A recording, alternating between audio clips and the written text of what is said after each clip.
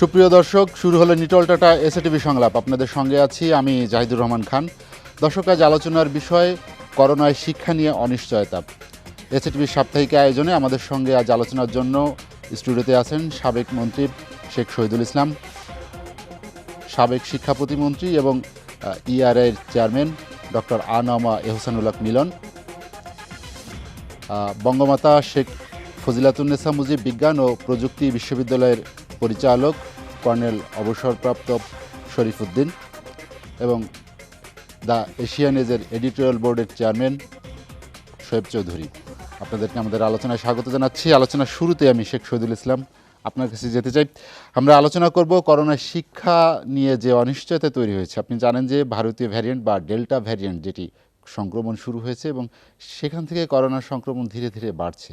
আসলে সেজন্যই কি এই নতুন করে যে অনিশ্চয়তা, উদ্বেগ, উৎকণ্ঠা তৈরি হয়েছে, নাকি করোনা নিয়ে আসলে সার্বিক ব্যবস্থাপনার কোনো দুর্বলতার কারণে আমরা শিক্ষাক্ষেত্রে অনেকখানি পিছিয়ে গেছি? ধন্যবাদ আপনাকে। আমার মনে হয় যে এই করোনাকালীন সময়ের একটি অন্যতম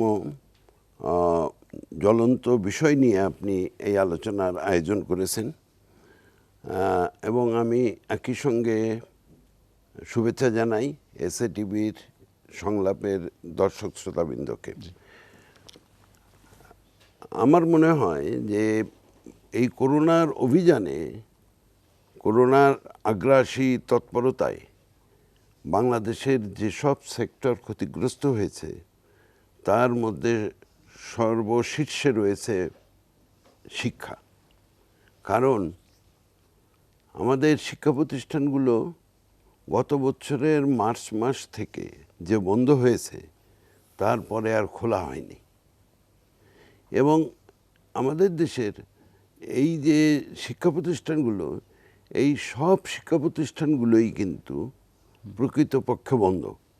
এমনটি বিশ্বের কয়টি দেশে এরকমের সম্পূর্ণ শিক্ষা প্রতিষ্ঠান বন্ধ আছে, এটা কিন্তু আমি এখন পর্যন্ত বলতে পারবো না যে এরকমের আমরা বন্ধ করে রেখেছি পুরো শিক্ষা চত্বরকে, প্রাথমিক থেকে শুরু করে মাধ্যমিক, উচ্চ মাধ্যমিক এবং টারশিয়ারি লেভেল সব আমাদের বন্ধ, টেকনিক্যালগুলোও বন্ধ। তো এর ফলে আমি মনে করি যে করোনার আগ্রাসনে বাংলাদেশে সবচাইতে ক্ষতিগ্রস্ত খাত হলো শিক্ষা খাত। আপনাকে যদি একটা বিষয় আমি যোগ করি, যে মাননীয় শিক্ষামন্ত্রী একটি মন্তব্য যে এবছর বা এক বছর পরীক্ষা না দিলে তেমন কিছু হবে না, এই যে একটি কথা বললেন, সেইটা আসলে আমরা কি সেই পথেই হাঁটছি কি না, যে আগেই আমরা সিদ্ধান্ত নিয়ে নিলাম যে আসলে পরীক্ষা দেওয়া না দেওয়া সেটার বিষয় না, যে আমাদের শিক্ষা নিয়ে যে গভীর চিন্তার যে জায়গা, সেইখানে কি আসলে কোনো নতুন করে চিন্তার জায়গা আছে কিনা? দেখুন, আমি যেটা বলতে চাই যে পরীক্ষা দেওয়া না দেওয়া সেটা আমার মনে হয় এটা মূল্যায়নের ব্যাপার। আসলে হলো শিক্ষাটাই তো বন্ধ আছে, শিক্ষা কার্যক্রমটাই তো বন্ধ। একটা শিক্ষা প্রতিষ্ঠান বন্ধ থাকতে পারে অনেক ক্ষেত্রে, কিন্তু শিক্ষা কার্যক্রমটা বন্ধ একটা জাতির, এবং সেই জাতির সদস্য সংখ্যা হলো 16 কোটি। এবং এই 16 কোটির মধ্যে আমাদের ছাত্র সংখ্যা আপনি যদি কমও দেখেন, তাও কমের পক্ষে 5 থেকে 6 কোটি ছাত্র। এই 5 কোটি ছাত্রের সম্পূর্ণ বন্ধ। এটা আমার মনে হয় যে আমাদের এই যে ক্ষতি এর ফলে আমাদের হয়ে গেল, এই ক্ষতি অপূরণীয়। এবং এই ক্ষতি পূরণ করার জন্য পরবর্তীতে যে পরিকল্পনা বা মহা পরিকল্পনা যদি কিছু থেকে থাকে, আমি জানি না কি আছে বা কি চিন্তা ভাবনা করছেন, এটা এখনই চিন্তা করা উচিত। এটা হলো প্রথম যে সংকটের গুরুত্বটা আমি বলার চেষ্টা করলাম। একই সঙ্গে আমি এটাও বলতে চাই যে এর ক্ষতির পরিমাণটা হলো যে আমাদের যেসব ছাত্রছাত্রীরা আজকে ধরেন যে ক্লাস 10-এ এবার যে উঠবে, সে কিন্তু ক্লাস 9-এ একটা ক্লাসও করে নাই। এই যে ইউনিভার্সিটি থেকে আমাদের পরিচালক মহোদয় এসছেন, অধ্যক্ষ সাহেব, তিনি আজকে ছাত্র যাদের অ্যাডমিশন করাবেন ইউনিভার্সিটিতে, যারা আন্ডার গ্র্যাজুয়েট প্রোগ্রামে তার ভর্তি হবেন, তারা কিন্তু পরীক্ষা দিয়ে পাশ করে নাই, তারা ইন্টারমিডিয়েট পাশ করেছে, এসএসসি এবং ক্লাস 8-এর যে পরীক্ষা নিয়েছিল তার ভিত্তিতে ফলাফল একটা পেয়েছেন, তার ভিত্তিতে তারা ভর্তি হবেন।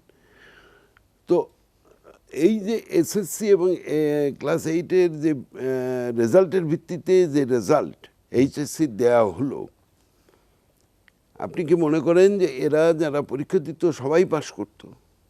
কিন্তু এখন তো 100% পাশ করেছে, অর্থাৎ মূল্যায়নটা হয় নাই।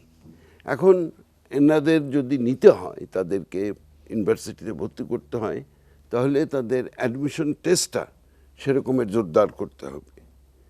এবং অ্যাডমিশন টেস্টটা জোরদার করার পরে আমার মনে হয় যে পাবলিক ইউনিভার্সিটিগুলো প্রয়োজনীয় সংখ্যক ছাত্রছাত্রী হয়তো পাবে, কিন্তু প্রাইভেট ইউনিভার্সিটিগুলো কিন্তু পাচ্ছে না। তারা বারবার বিজ্ঞাপন দিচ্ছে। কোনো কোনো ইউনিভার্সিটিতে আমি দেখলাম যে 50 থেকে 100% ডিসকাউন্টও তারা দিতে চাচ্ছে ছাত্র তাদের ওখানে ভর্তি করার জন্য, কিন্তু এই বিজ্ঞাপনের পরেও কেউ নাকি অ্যাপ্লাই তেমন করছে না, কারণ পাবলিক ইউনিভার্সিটিতে এখনও ভর্তি পরীক্ষাটা হয় নাই ওই বছর যারা ইন্টারমিডিয়েট পাস করেছে। তো আমি যে কথাটা বলতে চাচ্ছি, এই ঘটনাটার উল্লেখ করে আমি যেখানে উপনীত হতে চাচ্ছি সেটা হলো যে আমার মনে হয় যে আমাদের যদি এইভাবে চিন্তা করা হয় যে সব ইউনিভার্সিটি প্রাইমারি থেকে শুরু করে ইউনিভার্সিটি পর্যন্ত একসঙ্গে খুলব, তাহলে আমরা ভুল করব। আমাদের পাঠ্যক্রমটা ভাগ করে নেওয়া উচিত। প্রাথমিক বিদ্যালয়গুলিতে আমরা একভাবে চালু করতে পারি, মাধ্যমিক বিদ্যালয় আমরা একভাবে চালু করতে পারি, এবং টারশিয়ারি এডুকেশন যেটা হায়ার সেকেন্ডারি ইউনিভার্সিটি এডুকেশন যেটা, সেটা একভাবে চালু করতে পারি। ইউনিভার্সিটি এডুকেশনে যেহেতু একটু বয়স্ক ছেলেমেয়েরা পড়ে, অতএব সেখানে কিন্তু অনলাইন কার্যক্রম ইমিডিয়েটলি চালু করা যায়, এবং অনলাইন কার্যক্রমের মাধ্যমে তাদের পড়াশোনাটা শুরু করে সেখানে কিন্তু পরীক্ষা টরীক্ষা ইত্যাদি নেওয়া যায়। এক্সপেরিমেন্টাল একটা কুমিল্লা ইউনিভার্সিটিতে শুরুও করেছে, তারা পরীক্ষা নিচ্ছে, এখন তাদের পরীক্ষা চলছে। অতএব এই বিশ্ববিদ্যালয়গুলো আমার মনে হয় খুলে দিতে পারেন তারা, অথবা অনলাইন কার্যক্রম শুরু করতে পারেন। শেখ শহীদুল ইসলাম, আমি আবার আসবো আপনার কাছে। ডক্টর আনাম হোসেনুল হক মিলন, যেটি শেখ শহীদুল ইসলাম বলেন যে বিকল্প পদ্ধতির কথা, আমরা সরকারের পক্ষ থেকে কিন্তু বলতে শুনেছি যে বিকল্প উপায়ে, বিকল্প পদ্ধতি, বিকল্প চিন্তা করা হচ্ছে।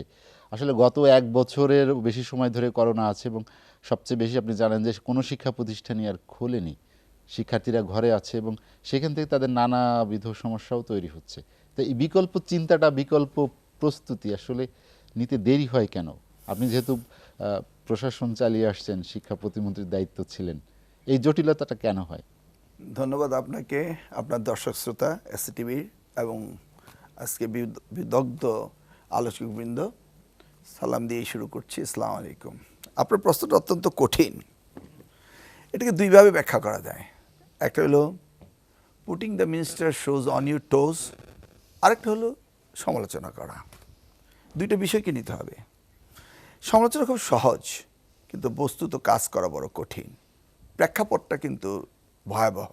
করোনা, কার সন্তান স্কুলে যাবে, কার সন্তান এফেক্ট হবে, কে আবার এর দায় দায়িত্ব বহন করবে, সব কিছু চিন্তা করেই সরকারকে সিদ্ধান্ত নিতে হবে।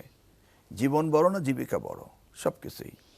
সেই ক্ষেত্রে জীবন বাঁচাতে হবে, শিক্ষাকে বলি দিতে হবে, এটাও আমি বলছি না।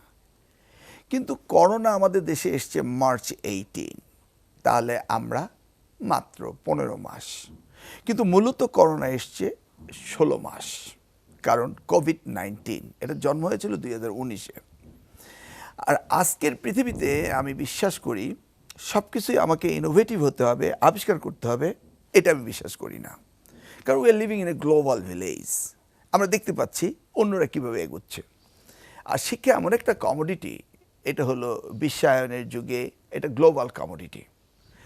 এটা আমরা সকলেই দেখছি, সকলে এটা নিয়ে গবেষণা করছে এবং সকলে এটা নিয়ে প্রস্তুত। তাহলে শহীদ ভাইয়ের প্রথম কথাটাই আমাকে আসতে হয়, পৃথিবীর কটি দেশ করোনাকালীন সময়ে সম্পূর্ণভাবে বন্ধ ছিল? 14টি দেশ। আমাদের সাবেক মন্ত্রী শহীদ ভাই জানতে চেয়েছিলেন। 14টির মধ্যে 4টি রয়েছে আফ্রিকান কান্ট্রি, আর 9টি রয়েছে Latin American, South American, Caribbean island countries. আর সারা বিশ্বের মধ্যে এশিয়াতে মাত্র একটি দেশ, সেটি হচ্ছে বাংলাদেশ, সম্পূর্ণ শিক্ষা বন্ধ। তাহলে আমরা যেহেতু উন্নত বিশ্বের মধ্যম আয়ের দেশের দিকে যাচ্ছি, তাহলে আমাদেরকে তো এটা হতে পারে না। দেখুন, আমাদের কিন্তু কোনো কিছুর অভাব নেই, অর্থনৈতিকভাবে আমরা সচ্ছল। আমরা সিঙ্গাপুরকে আমাদের রিজার্ভ থেকে, শ্রীলঙ্কাকে আমরা রিজার্ভ থেকে তার থেকে টাকা হাওলাত দিচ্ছি, এতে দেওয়াতে কোনো দোষ নাই, কিন্তু এটা দিতে পারে, অনেকে এটা নিয়ে সমালোচনা করছেন। আমরা ইন্টারনেট কানেকশন পাচ্ছি, আমাদের ব্রডব্যান্ড রয়েছে, আমাদের ইলেকট্রিসিটি এখন রয়েছে। আর মেধা প্রজ্ঞার দিকে বাংলাদেশের টিচাররা বা বুদ্ধিজীবীরা বা রাজনীতিবিদরা বিশ্বের অন্যান্য দেশের থেকে কোনো অংশে পিছিয়ে নেই। সেক্ষেত্রে আমরা যদি দেখতে চাই যে তারা এডুকেশন হাব, লেটসে পাশে ইন্ডিয়া, আমাদের জন্য ইন্ডিয়া ইজ এ হাব, ইন্ডিয়ার জন্য হাব হলো অস্ট্রেলিয়া, আমেরিকা, তাদের জন্য হাব কিন্তু তারা না। আমাদের জন্য, আমাদের ম্যাক্সিমাম স্টুডেন্ট আমাদের হাই স্কুলের অনেকেই ইন্ডিয়া লেখাপড়া করেন। নেক্সট হাব আমাদের পাশের দেশ মালয়েশিয়া, যারা আমাদের দেশে, আমরা যখন ঢাকা বিশ্ববিদ্যালয়ের ছাত্র ছিলাম শহীদ ভাইয়ের পরে, আমাদের সময় ওরা আমাদের সাথে লেখাপড়া করেছে, তো মালয়েশিয়া। তারপর ধরুন অস্ট্রেলিয়া, ইউকে তো আছেই, আর ইউনাইটেড স্টেটস অফ আমেরিকা। তাদেরকে যদি আমরা মডেল হিসেবে নেই, তাহলে দেখা যাবে তারা কিভাবে শিক্ষা পরিচালনা করেছে, সেটা থেকে আমাদের শিখতেই পারতাম। আমরা যে সিদ্ধান্তগুলো গড়িমসি করে নিচ্ছি সেগুলি সঠিক ছিল না। ধরুন 18 তারিখে মার্চ মাসের 2020 আমরা বন্ধ করে দিলাম, এপ্রিল 1 ছিল আমাদের ইন্টারমিডিয়েট পরীক্ষা। সেটা আমরা পরীক্ষা তো নেইনি, এমনকি আমি একটা ইনস্ট্যান্সে দিচ্ছি, এমন শিক্ষার্থীকে বলতেও পারলাম না তোমরা কিছুদিন জন্য রেস্ট নাও, কারণ 18 তারিখ পর্যন্ত কিন্তু তারা দিন রাত তো 24 ঘন্টা পড়ছিল। তাহলে আমরা যখন 1 তারিখে পরীক্ষা নিতে পারলাম না, তখন বলতাম যে take rest for a while, এটা আমরা বলিনি। তারা কিন্তু প্রতিদিনই পড়ছে এবং মানসিকভাবে তারা বিধ্বস্ত হয়ে যাচ্ছিল। আমরা অক্টোবর মাসের 7 তারিখে এসে বললাম পরীক্ষা নেব না, অটো প্রমোশন দেব। তারপর কীভাবে অটো প্রমোশন দেব সেইটার আমরা ক্যাটাগরিক্যালকে এক্সপ্লেইন করি নেই যে আমরা এইভাবে নেব। তারপরে ডিসেম্বরে এসে বলা হলো যে জেএসডি অ্যান্ড এসএসসি রেজাল্টের বেজ নেবে। ঠিক আছে, না হলো আমরা যদি টাইম সিরিজ ফোরকাস্টিং মেথডে যাই, তাহলে ম্যাক্সিমাম 69% আমরা পেতাম, যে আমরা 69,000 জিপিএ প্লাস পেতাম যদি আমরা টাইম সিরিজ ফোরকাস্টিং অ্যানালাইসিস করি। কিন্তু দেখা গেল আমাদের জিপিএ প্লাস হয়ে গেল 161,000, যা আমাদের রেকর্ড। ঠিক আছে, জিপিএ প্লাস দিলাম না দিলাম এটা বিষয় না। এখন ক্যাটাগরিকে আমাকে ইভ্যালুয়েট করতে হবে। একটা ইনস্ট্যান্স বলি, একটি ছেলে, এই যে আমাদের ইন্টারমিডিয়েট টেকনিক্যাল কলেজ, যেটাকে বিজ্ঞান কলেজ বলা হয়, তার ছেলেটি এসএসসিতে পেয়েছিল 4। ওকে, ইন্টারমিডিয়েট সে 5 পেলেই হয়ে গেল। সে ইন্টারমিডিয়েট পাস পাওয়ার জন্য প্রচণ্ড পরিশ্রম করছে। তার এইম ছিল ইঞ্জিনিয়ারিং ইউনিভার্সিটি ভর্তি হওয়া। তো ইঞ্জিনিয়ারিং ইউনিভার্সিটিতে ছিল 18 পয়েন্ট, অর্থাৎ 4 এবং 5-এর সমন্বয়ে ইংলিশ, ফিজিক্স, কেমিস্ট্রি, ম্যাথমেটিক্স। তাহলে সে যদি জিপিএ প্লাস পায় সেখানে পরীক্ষা দিতে পারে, কোনো অসুবিধা নেই। 5 আর 4-এ 9 হচ্ছে, অতএব তার 18 পয়েন্ট হয়ে যাচ্ছে। কিন্তু দেখা গেল কি, হঠাৎ করে মে মাসে এসে গভর্নমেন্ট ইউনিভার্সিটি ডিক্লেয়ার দিল না, বুয়েটে ভর্তি হতে হলে 20 পয়েন্ট থাকতে হবে। তার মানে এসএসসিতে জিপিএ প্লাস হতে হবে, এসএসসিতে জিপিএ প্লাস হতে হবে। সেটা আবার ঘোষণা হলো মে মাসে এসে। তাহলে দেখেন সে ডিসেম্বরের রেজাল্ট পাওয়ার পরে আবার 5 মাস সে কোচিং করছে, দৌড়াচ্ছে ঝাপাত এটার পিছনে। কিন্তু আলটিমেটলি কী হলো, সে বুয়েটে ভর্তি হতে পারলো না, পরীক্ষাই দিতে পারলো না। আবার অপরদিকে দেখেন, যারা এসএসসিতে এবং জেএসডিতে জিপিএ প্লাস পেয়েছে, তাদের 250 জন জিপিএ প্লাস পায়নি। এই যে একটা উদাহরণ আমি দিলাম, এই উদাহরণটা হচ্ছে যে গভর্নমেন্ট কোনো সিদ্ধান্ত সঠিকভাবে নিতে পারছে না। আরেকটি বিষয় যদি আমি ডিপলি অ্যানালাইসিস করি, সেটা হচ্ছে গভর্নমেন্ট কতটা সিরিয়াস, এটা ডিপেন্ড করবে বাজেট অ্যালোকেশনের উপরে। আমাদের বাজেট হয় 30 জুনে। তাহলে আমরা করোনাকালীন সময় বাজেটের প্রিপারেশন পেয়েছিলাম, প্রচণ্ড সুযোগ পেয়েছি। আমরা কিন্তু বাজেটে কোনো প্রভিশনই রাখিনি করোনার জন্য। তাহলে আমরা 20-21-এর বাজেটে যদি করোনার জন্য কোনো প্রভিশন না রাখি, তাহলে আপনাকে বুঝতে হবে যে আমরা কেয়ার করছি না। দেখুন, ওয়ার্ল্ড হেলথ অর্গানাইজেশন কি বলেছে, যে করোনার সাথে আমাদের বহুদিন বসবাস করতে হবে। ট্রাম্পের সাথে আমরা অনেক যুদ্ধ দেখেছি, তাই নাকি? ডক্টর মিলন, আমরা পরে এসে আবার করোনার শিক্ষার বাজেট নিয়ে কথা বলবো।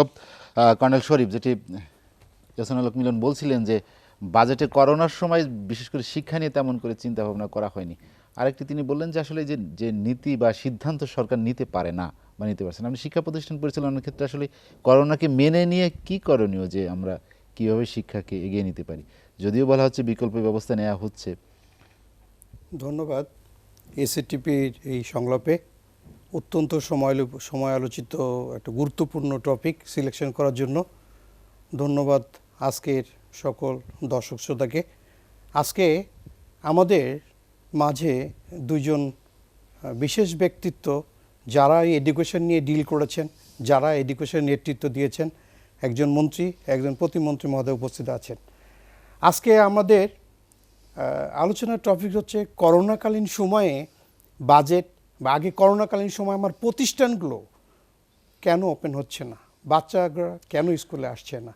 আমার মিলন ভাই খুব সুন্দর করে বললেন যে এটা নির্দিষ্ট কোনো দোষ না দিয়ে চিন্তাভাবনা যারা করছে তাদেরকে উপরে দোষ দিয়ে চাচ্ছেন। কিন্তু আমি অত্যন্ত দুঃখিত যে জীবন মরণ নিয়ে নির্দিষ্ট কোনো প্ল্যান প্রোগ্রাম চলে না। আমাদের বাংলাদেশে যে করোনাকালীন যে স্টিয়ারিং কমিটির সভাপতি ডক্টর শহীদুল্লাহ সাহেব, উনি নিজেই বলেছেন যে আমাদের দেশে যে করোনা এসছে, এই করোনার সম্বন্ধে আমাদের দেশের কোনো ডাক্তারের পূর্বে কোনো ধারণা নাই। আমার মিলন ভাই যেটাকে বললেন যে ওয়ার্ল্ড হেলথ অর্গানাইজেশনের যে ডিজি, উনি নিজেই বলেছেন যে world in is very biggest, they are creating big problem.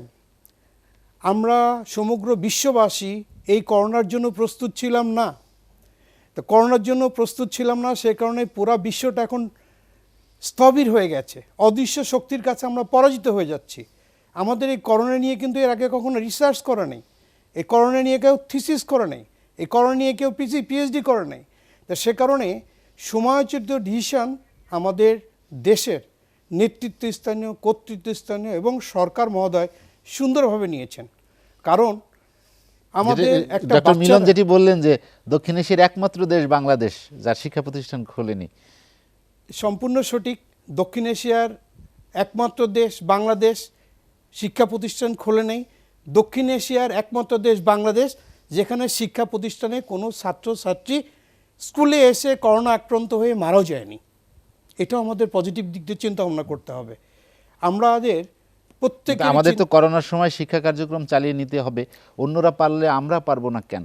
আমরাও পারছি, আমরাও চেষ্টা করছি, আমরা অনলাইনে চেষ্টা করছি।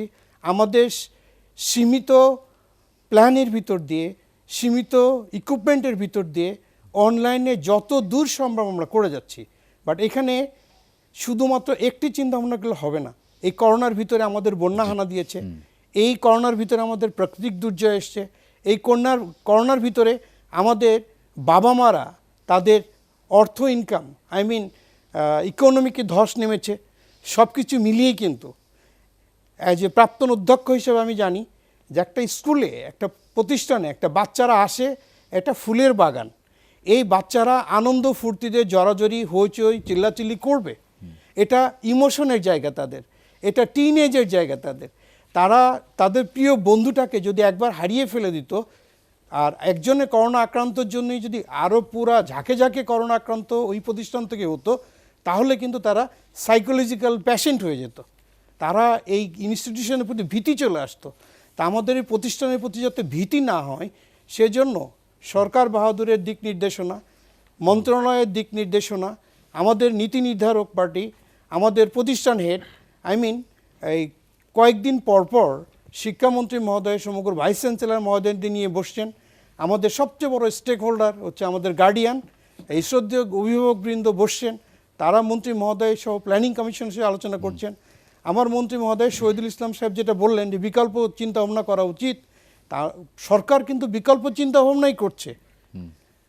হাজার দুর্ঘটনার থেকে নিজে রেহাই পেয়ে যদি আস্তে আস্তে সামনের দিকে এগিয়ে যায়, যদি সুস্থ থাকে, বাচ্চাটা বেঁচে থাকে, তাহলে সে আদর্শ মানুষ একদিন হবেই।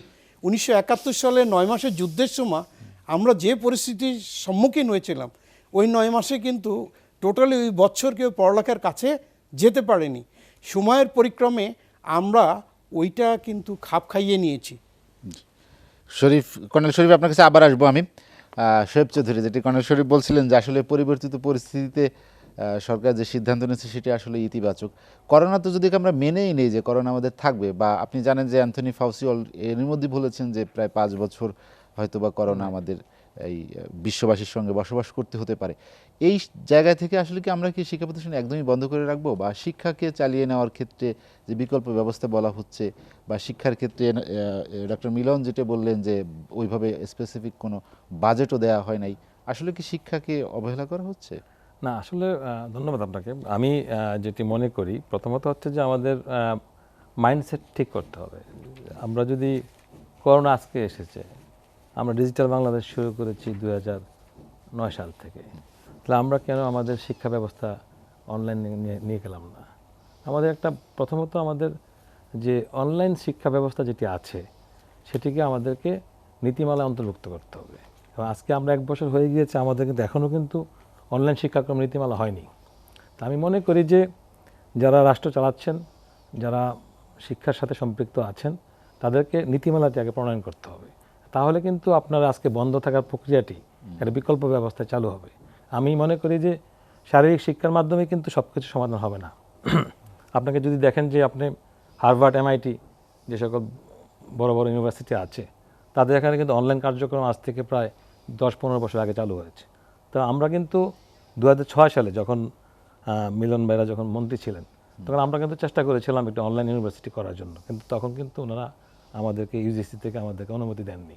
তো আমরা মনে করি যে অনলাইন বা ভার্চুয়াল এডুকেশনের দিকে আমাদেরকে গুরুত্ব আরোপ করে এই চলমান সমস্যাকে আমরা সমাধান করতে পারবো। এবং সেটি যদি করা হয় তাহলে আজকে যারা শিক্ষার্থী যারা বঞ্চিত হচ্ছেন, যারা শহীদ ভাই বলছিলেন যে অন্ততপক্ষে মানে হায়ার এডুকেশনে যেন অন্ততপক্ষে ভার্চুয়াল চালু করা যায়, আমি হায়ার এডুকেশন কেন, আমি মনে করি যে একদম প্রাইমারি লেভেল চালু করা যাবে। এবং এটি করা হলেই কিন্তু আজকে কিন্তু এই যে বন্ধ কথাটি অন্ততপক্ষে আসবে না, এবং শিক্ষা ব্যবস্থা তো দুর্বল হয়ে থাকবে না। কিন্তু একবারে বন্ধ থাকাটা নিঃসন্দেহে এটা একটা মানসিক চাপ, এবং এটা মেধাগতভাবে অনেক পিছিয়ে থাকার প্রবণতা এখানে বেশি। এবং সেই জায়গাটা থেকে উত্তরণের জন্য সকলকে একসাথে কাজ করতে হবে, এবং সেটি হবে আমাদের পরিত্রাণের একমাত্র উপায়। শোয়েব চৌধুরী, আমরা একটা বিরতি নিব। দর্শক, নিটল টাটা এসএটিভি সংলাপে নিচ্ছে একটা বিরতি, ফিরবো শীঘ্রই, সঙ্গেই থাকুন।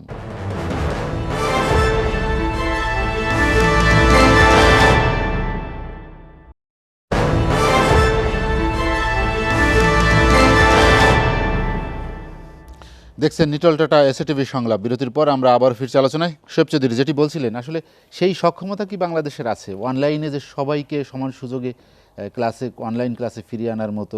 আসলে কি আমরা সেই সক্ষমতা অর্জন করেছি? অবশ্যই আমাদের আছে। আপনি যদি একটু আমাদের মানে এই প্রজন্মের দিকে তাকিয়ে দেখেন যে আমাদের আজকে বাংলাদেশের ছেলে অ্যানিমেশনে আপনার অস্কার পায়। আজকে যদি মানে ইউটিউবের কো-ফাউন্ডার আমাদের বাংলাদেশের ছেলে। তো আমরা আসলে আমাদের গ্রুমিং করার জায়গাটি একটু ক্রাইসিস আছে। আমি মনে করি যে সেই জায়গাতে একটু প্রায়োরিটি যদি দেওয়া হয়, আপনি আজকে বাংলাদেশের সর্বোচ্চ, সারা পৃথিবীতে সর্বোচ্চ ফেসবুক কিন্তু ইউজার। আপনি জানেন যে আমাদের একটা বিশাল জনগোষ্ঠী যারা গ্রামীণ এলাকায় বাস করে, সেখানে আপনার ইন্টারনেট সেবা পৌঁছে দেওয়া, সেখানে আপনার ডিজিটাল ডিভাইস তাদের হাতে দেওয়া, এটা তো একটু বড় ধরনের চ্যালেঞ্জ। আমি এটা আসছিলাম যে আসলে আমাদের যেটি করা উচিত সেটি হচ্ছে যে কারিগরি সহযোগিতা। জাতিসংঘ বলেছে যে অন্ততপক্ষে সরকারের উচিত যে সকল জায়গায় আমাদের আমি একটা সার্ভেতে দেখলাম যে বাংলাদেশে শুধুমাত্র 10% লোকের হাতে কিন্তু আপনার টেলিভিশন এবং মোবাইল আছে, যারা দরিদ্র মানুষ তাদের ক্ষেত্রে।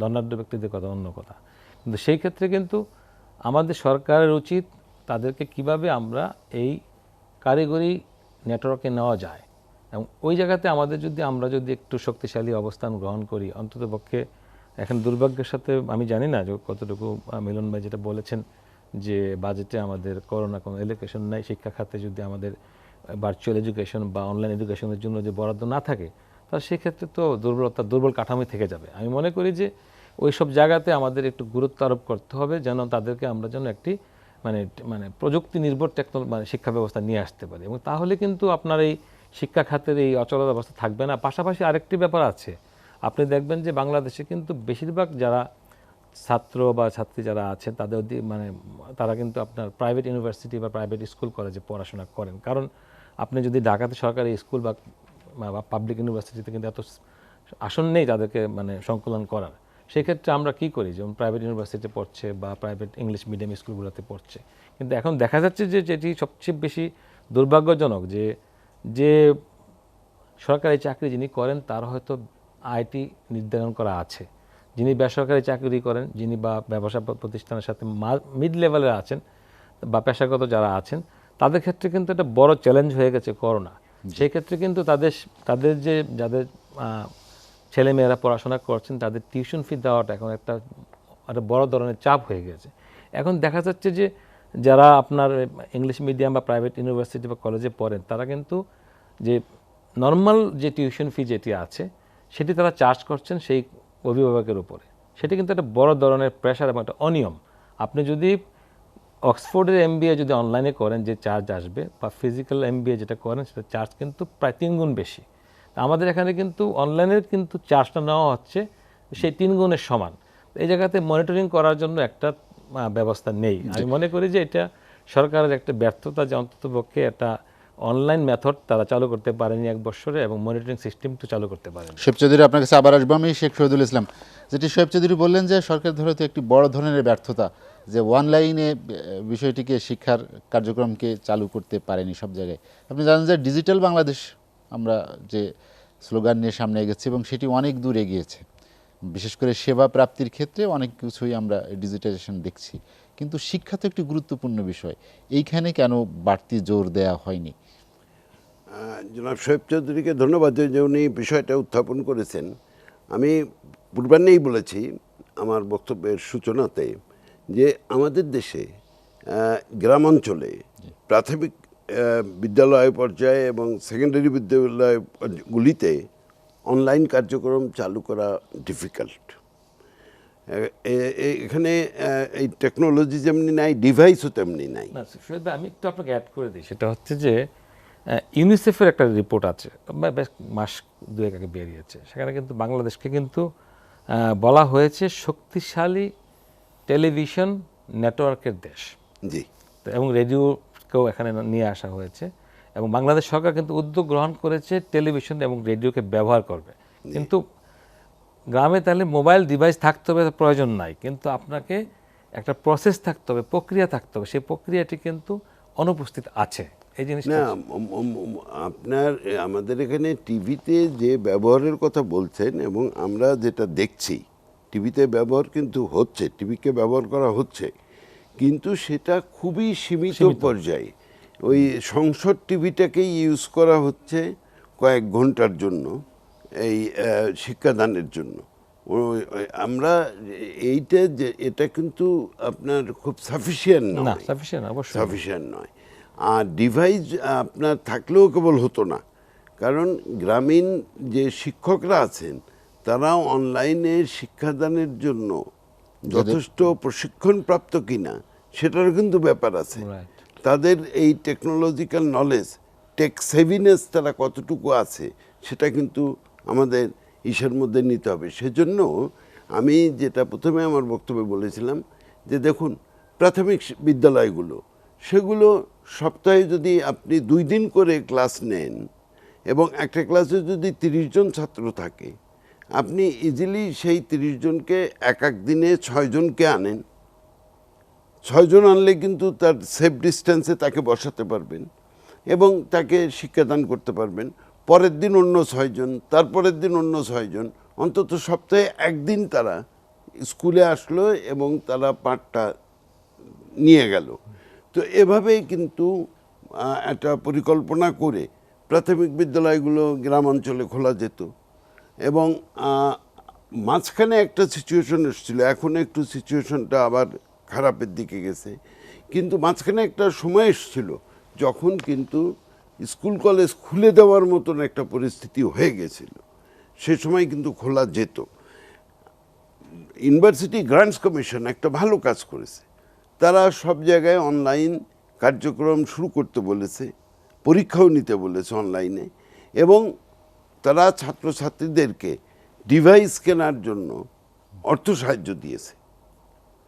এই যে কার্যক্রমটা ইউজিসি করলো, এটা আমি মনে করি যে তারা খুব ভালো কাজ করেছে, কারণ ইউনিভার্সিটিগুলির অর্থ কিন্তু রয়েছে, তাদের যেহেতু ক্লাস হয় নাই, ইলেকট্রিসিটি বিলের টাকা সেভ হয়েছে, তাদের পানির টাকা সেভ হয়েছে, বিভিন্নভাবে তাদের অনেক বাজেটের টাকা এমনিতেই তাদের ওখানে জমে গেছে। অতএব সেই টাকাটা দিয়ে তারা ইজিলি কিন্তু এই ডিভাইসগুলো ছেলেদেরকে দিয়ে অনলাইন কার্যক্রম তারা শুরু করতে পারে।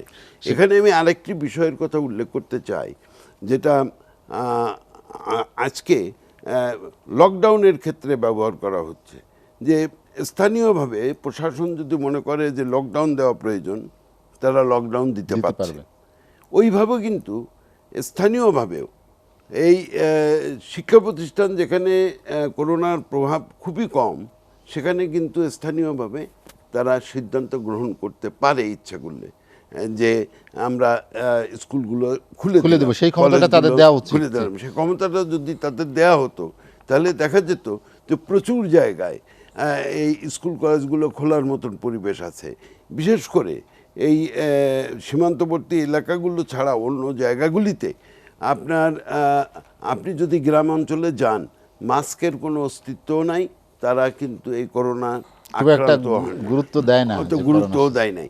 অতএব আমার মনে হয় যে স্থানীয় প্রশাসনকে যদি দায়িত্ব দেওয়া হতো, যে তারা যদি মনে করে যে সেফ, তাহলে স্কুল কলেজগুলো খুলে দিবে, তাহলে কিন্তু বেশ কতগুলো জায়গায় তারা স্থানীয়ভাবে সিদ্ধান্ত নিয়ে এই কার্যক্রমটা চালু শেখ শহীদুল ইসলাম, আমি আবার আসবো আপনার কাছে। ডক্টর আনাউমাই হোসেনুল হক মিলন, যেটি শেখ শহীদুল ইসলাম উল্লেখ করেছেন একটি বিষয়, আপনাকে সেটি প্রথমে আপনার দৃষ্টি আকর্ষণ করতে চাই। বলছেন যে অনেক ক্ষেত্রেই আমাদের অপচয় হয় বা অনেক টাকা অনেক সময় থাকে। আপনার দুজনে যেহেতু দায়িত্ব পালন করেছেন, সে টাকা দিয়ে হয়তো ডিজিটাল ডিভাইস কেনা যেত বা ডিজিটালি শিক্ষাদানের ক্ষেত্রে কিছুটা হলেও অগ্রগতি হতো। আপনি জানেন যে আমাদের বেশ আলোচিত ছিল যে অনেক কর্মকর্তার বিদেশ সফর নিয়ে বিভিন্ন প্রশিক্ষণের নামে খিচুড়ি রান্না শেখার প্রকল্প নিয়ে নানা ধরনের কথা বা গণমাধ্যমে আমরা দেখেছি যে অভিযোগ আসছে। এ ধরনের কি অপচয় বা অনিয়ম, এগুলো রোধ করে কি আমাদের যে সক্ষমতা আছে তা দিয়েই কি ডিজিটালি কার্যক্রম শুরু করা যেত? ধন্যবাদ আপনাকে। আমি এবং শহীদ ভাই আপনার এখানেই আমরা এই বিষয়গুলি নিয়ে অনেক আলোচনা করেছি। ধরুন, এই শিক্ষা মন্ত্রণালয় প্রাথমিক থেকে মাধ্যমিক পর্যন্ত 1150 কোটি টাকার বই বিতরণ করে। তা আমরা বলেছিলাম এবারও বই দেওয়া হচ্ছে না, আগামীবার বই দেওয়া হচ্ছে না, কারণ আমরা তো ওয়ার্ল্ড হেলথ অর্গানাইজেশনের কথা শুনেছি এবং গভর্নমেন্টের decision time to time change হচ্ছে। সেক্ষেত্রে এটাও তো আমরা ইলেকট্রনিক ডিভাইস হিসেবে এই টাকাটা দিয়ে আমরা পারতাম, এবং যে কোনো ইলেকট্রনিক ট্যাব এই ধরনের কিছু যদি দেওয়া হতো শিক্ষার্থীদের, তারা এটা ইলেকট্রনিক ডিভাইস হিসাবে এটা ব্যবহার করতে পারতো, ইন্টারনেট কানেকশন দিতে পারতো, ই বুক হিসেবে, ই লাইব্রেরি হিসেবে ব্যবহার করতে পারতো, এবং নেক্সট ছাত্রকে এটা দিয়েও আসতে পারতো। তো এগুলি নিয়ে আমরা অনেক কথাই বলেছি, যে যেমন যেটা উনি বললেন লোকাল প্রশাসন, আমরা বলেছিলাম ক্লাস্টার করে এই যেখানে যেখানে করোনা সংক্রমিত কম হয়েছে সেখানে ক্লাস করা হোক। আপনি যদি বলেন তো 1906-এ যখন এই টিউবারকুলোসিস আমেরিকা আক্রান্ত হলো বা ইনফ্লুয়েঞ্জা আক্রান্ত হলো, সেই সময় কিন্তু উন্মুক্ত আকাশের নিচে শীতের মধ্যেও কিন্তু আমেরিকান স্টুডেন্টরা ক্লাস করেছে। তখন কিন্তু এই ইন্টারনেট কানেকশন বা এই ধরনের প্রিভিলেজগুলো আমাদের ছিল না, সেটাও কিন্তু আমরা ব্যবহার করিনি। তো আমাদের এই যে উনি অনলাইন ইউনিভার্সিটির কথা বললেন, দেখুন এই অনলাইন ইউনিভার্সিটি ট্রাম্প স্ট্রেট বলে দিল ইন্ডিয়ান স্টুডেন্টদেরকে যে তোমরা অনলাইনে ভর্তি হও, তাহলে ভিসার দরকার নেই, আসার দরকার নেই। You remember that time, straight বলে দিল। এবং ওভার 150,000 স্টুডেন্ট আমেরিকার নামি দামি বিশ্ববিদ্যালয়গুলোতে ভর্তি হওয়ার সুযোগ পেয়ে গেল তারা, যেহেতু যেতে হবে না। অর্থাৎ মেধাবী ছাত্ররা যাদের যাওয়ার মতো অ্যাফোর্ডেবিলিটি নাই, তারাও কিন্তু সেখানে রেজিস্টার করে ফেললো, অনলাইন অ্যাডভান্টেজ। তা আমাদের দেশে যে অনলাইন মানে ব্রডব্যান্ড আমাদের দেশে রয়েছে, ইলেকট্রিসিটি আনা পেয়েছি, সেই ক্ষেত্রে কিন্তু আমরা এই শিক্ষা মন্ত্রণালয় থেকে এটাকে ম্যাক্সিমাম ব্রডব্যান্ড আছে এবং আমরা এটা রিলিজ করে দিতে পারে। আমরা কিন্তু সেটাকে কোনো রকম অপটিমাম ইউজেসের কথা আমরা চিন্তা করিনি। ফার্স্ট ডেতে যখন এই আমেরিকায় করোনা হলো, আমার মেয়ে সেখানে পড়ছিল, তো সেদিনকে তাদের ইউনিভার্সিটি বন্ধ হয়ে গেলো, অ্যাসাইনমেন্ট দেওয়া শুরু হয়ে গেল, একদিনের জন্য লেখাপড়া বন্ধ হয়নি। ইউজুয়ালি তো অন্যান্য জায়গায় 30% অনলাইন এডুকেশন সিস্টেমে ছিলই। তো করোনাকে আমরা ভেবেছিলাম যে এটা অনুঘটক হবে, it should B A catalyst, যে আমরা এই সুযোগে আমাদের এই সেক্টরে ডেভেলপমেন্টটা করে নেব, কিন্তু আমরা সেটা করতে ব্যর্থ হয়েছি। তো সর্বোপরি দেখুন, আমরা যতই কথা বলি না কেন, আমাদের এই বিষয়গুলোকে সরকারের গুরুত্ব দিতে হবে। সরকার যদি গুরুত্ব না দেয় তাহলে তো করার কিছুই থাকে না। আপনি 1971-এর কথা বললেন, আই রিমেম্বার আমি 1971-এ ক্লাস এসএসসি পরীক্ষা দেওয়ার কথা ছিল। ফর্চুনেটলি 1972-তে আমরা ম্যাট্রিক পরীক্ষা দিলাম। আমরা কিন্তু কন্ডেন্স সিলেবাসে পরীক্ষা দিয়েছি, 300 নম্বরের পরীক্ষা দিয়েছি, এই জন্য বলে 72রা পাস। সেই সময় নকল অনুপ্রবেশ করেছিল এবং আমাদের লেখাপড়া ডিস্টার্ব, কিন্তু there is examination. Condense syllabus হলো কিন্তু পরীক্ষা আমরা দিয়েছিলাম, পরীক্ষার বিকল্প কিন্তু পরীক্ষাই। গভর্নমেন্ট সিদ্ধান্ত নিলে ইন্টারমিডিয়েটের পরীক্ষা আউট অফ পাস দিয়ে দেবো, আবার ইউনিভার্সিটি অথরিটি বললো নো, পরীক্ষা হতেই হবে। দেখুন এই সেফ ডিস্টেন্সের কথা শহীদ ভাই বললেন, আমরা যখন এপ্রিল মাসের 1 তারিখে পরীক্ষা নেওয়ার কথা ছিল তখন কিন্তু প্রত্যেকটি স্কুল, কলেজ, মাদ্রাসা, ইউনিভার্সিটি সব কিছু বন্ধ ছিল। টিচাররা কিন্তু তখন এনাফ ছিল এবং তারা রেস্টে ছিলেন।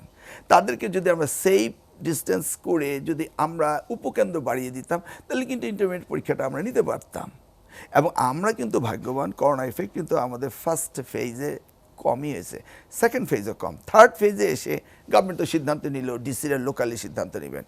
এই সিদ্ধান্তটা যদি থাকতো, let's say he is the university director, তাকে যদি এই সিদ্ধান্ত দিয়ে দেওয়া হয় Jamalpur science and technology university কী করবে, they could take the decision যে জামালপুরের অবস্থা কি, স্টুডেন্টরা করতে আসছে, তাদের গ্যাদারিং কী অবস্থা, এতে ইন্ডিভিজুয়ালি তো এটাকে মনিটরিং করা যেত। তা আমার কাছে মনে হচ্ছে যে সরকার এই বিষয়টাকে গুরুত্ব দিচ্ছেন না। জি, ডক্টর মিলন আবার আসবো আপনার কাছে, এসে আবার শুনবো। কর্নেল শরীফ, যেটি ডক্টর মিলন বলছিলেন যে আসলে অঞ্চল ভিত্তিক কি এটি সম্ভব যে শিক্ষা প্রতিষ্ঠান খোলা বা তারা তাদের হাতে ক্ষমতা দিলে? আপনি তো you so শিক্ষা much, প্রতিষ্ঠান পরিচালনা করে এসেছেন, যে এটা থ্যাংক ইউ সো মাচ। আমি ডক্টর মিলন সাহেবের সঙ্গে একমত নই, কারণ প্রত্যেকটা শিক্ষারই ফাইনাল অ্যাসেসমেন্ট হচ্ছে এক্সাম। ঠিক। তা এই এক্সামের মাধ্যমেই আসে স্বীকৃতি। এই এতগুলো সেক্টরের পড়ালেখা সব জায়গায় শুরু করা উচিত, সেটা আমার বর্তমান সরকার কোনোভাবেই চুপ করে বসে নাই। প্রথমেই আমাদের 8 মার্চ 2020, 8ই মার্চ আমাদের প্রথম করোনা পেশেন্ট বাংলাদেশে ধরা পড়েছে। তারপর 17 মার্চ থেকে আমাদের শিক্ষা প্রতিষ্ঠানগুলো বন্ধ করা হয়েছে। বন্ধ করার পরপরই মন্ত্রণালয় থেকে আমাদের দিক নির্দেশনা দেওয়া হয়েছে যে অনলাইনের উপরে শিক্ষকদের একটা প্রশিক্ষণ নিতে হবে, যেটা আমি নিজেও নিয়েছি, আমাদের শিক্ষকরাও নিয়েছেন। নেওয়ার পরপরই আমরা আমাদের মাননীয় প্রাক্তন মন্ত্রী শহীদ স্যার যেটা বললেন যে 30 জন স্টুডেন্টকে 5 জন করে নিয়ে আসা, এটা ধরনের প্ল্যান, ক্লাস্টার প্ল্যান যেটাকে বলে, এই ক্লাস্টার প্ল্যানও গভর্নমেন্ট নিয়েছেন। অ্যাসেসমেন্ট প্ল্যান আমাদের মিলন ভাই যেটা বললেন, আমাদের অ্যাসেসমেন্ট প্ল্যানও নেওয়া হয়েছে। আমাদের অনলাইন কার্যক্রম চলছে। আমাদের টিভি তো সংসদ টিভি একটাই, সব ধরনের ক্লাস তো একই সময় নেওয়া সম্ভব না। এই জন্য কখনো শিক্ষা মন্ত্রণালয়ের কারিগরি সাইট, কখনো মাদ্রাসা সাইট, বিভিন্ন সেকশন করে ভাগ করে টাইম দেওয়া হচ্ছে যে এখন হায়ার এডুকেশন হবে, এখন কারিগরি এডুকেশন হবে, এখন জেনারেল এডুকেশন হবে, সেটা করে ইচ অ্যান্ড এভরি স্টেপ মাওসি ডিজি, শিক্ষা মন্ত্রণালয়ের সচিব বা শিক্ষা মন্ত্রী, যে আমাদের যে রিগার্ডিং দিস অ্যাসপেক্ট যে স্কলারগুলো আছেন, সেই স্কলারগুলো নিয়ে বসছেন কেমন করে আমরা আমাদের বাচ্চাদের সুন্দর করে নিয়ে আসতে পারি। অ্যাজ এ প্রিন্সিপাল হিসেবে আমি দেখেছি কখনো 60%, আর যখন এটা নতুন কিউরিসিটি এসেছিল যে অনলাইন কেমন করে ক্লাস করতে হবে, আপ টু 80% স্টুডেন্ট অনলাইনে আমাদের সঙ্গে ক্লাস করেছে। So it is a very good outcome. Second time একই ধরনের ক্লাস করতে একটু ওই অনলাইনের ক্লাসটা তাদের কাছে মানে একঘেয়েমি হয়ে গেছে। সেই জন্য আমাদের স্থানকাল পাত্র হিসেবে কিছুটা চেঞ্জ করতে হবে। আবার আমাদের মধ্যম আয়ের দেশ, আমাদের গ্রাম এলাকায় যারা এখনও হয়তো একটা বাসায় একটা মোবাইল আছে, বাসায় কিন্তু বাচ্চা আছে 3টা, কেউ পড়ে 4-এ, কেউ পড়ে 5-এ, কেউ পড়ে 10-এ। এই একটা মোবাইল নিয়ে 3 জনের ক্লাস একই সময় সম্ভব নয়। বাট ইনস্টিটিউশন তো 3টা ইনস্টিটিউশন তারা পড়ালেখা করে। Regarding this aspect, this guardian are so serious, তারা প্রতিষ্ঠানের সঙ্গে যোগাযোগ করে, যেমন আমার প্রতিষ্ঠান, আমার প্রাক্তন প্রতিষ্ঠান, ওইখান থেকেও আমরা স্টুডেন্টদের মোবাইল কেনার সহযোগিতা করেছি। আমার প্রাক্তন মন্ত্রী মহোদয় খুব সুন্দর করে বলে দিলেন যে এই মুহূর্তে আমাদের কিছু ফান্ড সেভ হচ্ছে, বাট আবার কিছুটা প্রবলেমই হচ্ছে স্যার। প্রবলেম হচ্ছে বাচ্চাদের কাছ থেকে বেতন যেটা, এটা কালেকশনের ব্যাপারে। আবার যে প্র্যাকটিক্যাল ইকুইপমেন্টগুলো আছে স্যার, এগুলো তো ফাংশনাল রাখতে হবে। যেহেতু আমার স্টুডেন্ট নাই, বাট ওখানে ইলেকট্রিসিটি শুরু করে ওইগুলো আমার টিচার দিয়েই ফাংশনাল করতে হয়। কারণ এইটা যদি বন্ধ হয়ে যায়, that will be suicidal game. কারণ এটা দিয়ে আমাদের স্টুডেন্টদের আমরা ক্লাস নিচ্ছি, বিফোর দ্যাট আমাদের টিচারদের আমরা প্রশিক্ষণ দিয়ে অ্যাডাপ্টেশন অ্যাডাপ্ট করে নিচ্ছি। প্রয়োজনের তাগিদে পারস্পরিক অবস্থার সহিত খাপ খাওয়ানোর জন্য শিক্ষা মন্ত্রণালয়, গার্ডিয়ান, দেন ইনস্টিটিউশন হেড, দেন ভিসি মহোদয়, স্কলার সবার সঙ্গে বসছেন। ওনারা কয়েকবার প্ল্যান নিয়েছেন ইনস্টিটিউশন খুলব। এখানে কিছুটা ছন্দপতন হয়েছে। একটা বাচ্চা যদি মারা যায়, একটা বাচ্চা কিন্তু ওই প্রতিষ্ঠানের জন্য, ওই পরিবারের জন্য শ্রেষ্ঠ অ্যাসেট। তাই সে কারণে কারো সন্তান যেন আক্রান্ত না হয়, কারো সন্তান যেন করোনায় আক্রান্ত হয়ে পৃথিবী ছেড়ে চলে যেতে না হয়। আমি আবার জনাব শহীদ স্যার যে কথাগুলো বলেছিলেন যে স্থানকাল পাত্র হিসাবে যে কোন ডিস্ট্রিক্টে করোনা এখন কম আছে সেই ডিস্ট্রিক্টে আমাদের ক্লাস করতে পারে, যে ডিস্ট্রিক্টে করোনা আমাদের বেশি আছে সেই ডিস্ট্রিক্টে লকডাউন হিসেবে করতে পারে। It's very good decision. But এই এজের বাচ্চাদের আজকে আমরা 7 জনকে যদি ভাইবা নেই, নেক্সট 7 জনকে সেকেন্ড ডেতে আসতে বলি, তারা বলবে ফার্স্ট ডে যারা ডেকেছিলাম তারা সিলেকশন পেয়ে গেছে, সেকেন্ড ডেতে যারা আসবে তাদের মনে হয় হবে না। এটা চাইল্ড সাইকোলজি। আর সবচেয়ে ইম্পর্টেন্ট যে জিনিস, আমাদের এই অনলাইন ডিজিটাল বা ইন্টারনেট ইউজের একটা পলিসি থাকতে হবে। এটা নিয়েও আমাদের নীতি নির্ধারকরা চিন্তা ভাবনা করছেন যে ক্ষেত্রে প্রাইমারির বাচ্চারা শিক্ষা গ্রহণ করবে, same way cannot be teach by higher educated people. শুধু তাই না, এই মুহূর্তে কিন্তু স্যার আমাদের বিশ্ববিদ্যালয়গুলো রিসার্চগুলো বন্ধ আছে, শুধু আমাদের না সমগ্র বিশ্বেই। আমার ভাইয়া সুন্দর করে বললেন ইউনেস্কো ডিসিশন। ইউনেস্কো আমাদের অনলাইনকে স্বীকৃতি দিয়েছেন, শুধু আমাদের এই অনলাইনকেই না, আমাদের অনলাইনকে স্বীকৃতি দিয়েছেন বারাক ওবামা 2015-এ গিয়ে সেই কেনিয়াতে গিয়ে বলেছেন যে ফলো বাংলাদেশ। তো we are following, we are trying, ইনশাআল্লাহ ইট উইল বি ওভারকাম। আমরা একটা বিরতি নিব, বিরতির পর আবার আসবো।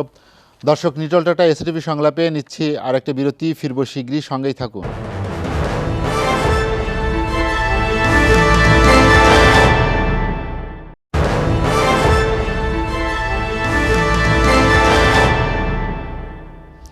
দেখছেন নিটল টাটা এসটিভি সংলাপ। বিরতির পর আমরা আবারও ফিরছি আলোচনায়। শোয়েব চৌধুরী, স্কুল কবে খুলবে? মানুষ কিন্তু এটাই জানতে চায়, অভিভাবকরা, শিক্ষার্থীরা। এবং এটি না খোলার কারণে আপনি জানেন যে সমাজে বেশ ধরেন আমরা এই করোনার সময় যেটা দেখলাম, কিশোর গ্যাংয়ের দৌরাত্ম্য বা কিশোর গ্যাংদের যে অপরাধ প্রবণতা যেটি বাড়ছে, আপনি কি মনে করেন যে আসলে স্কুলে না যাওয়া, স্কুল খোলা বন্ধ রাখার কারণে কি আমাদের সার্বিকভাবে যে আমাদের কিশোর যারা, তাদের উপরে বড় ধরনের নেতিবাচক প্রভাব পড়ছে? হ্যাঁ, অবশ্যই। আমি যেটি মনে করি যে আসলে দেখেন, আপনি যদি